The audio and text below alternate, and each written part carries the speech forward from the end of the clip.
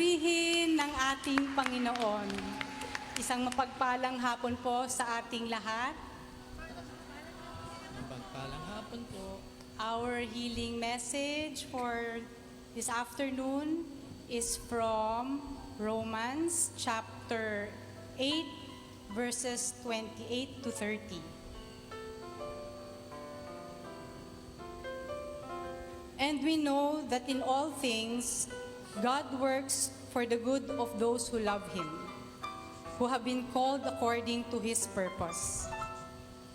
For those God foreknew, He also predestined to be conformed to the likeness of His Son, that He might be the firstborn among many brothers.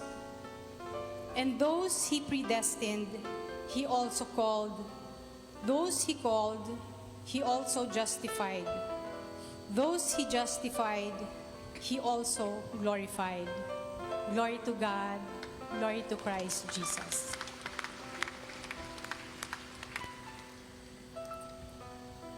Alam nating sa lahat ng bagay, ang Diyos ay gumagawang kasama ang mga nagmamahal sa Kanya.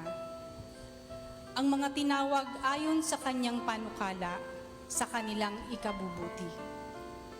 Sapagkat sa mula't mula pa'y alam na ng Diyos kung sino ang sa Kanya.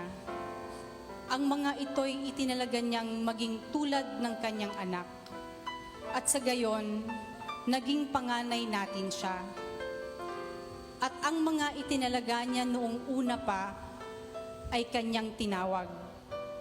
Ang mga tinawag niya ay Kanya ring pinawalang sala.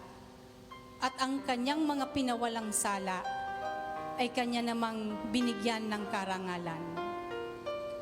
Ito ang salita ng Diyos.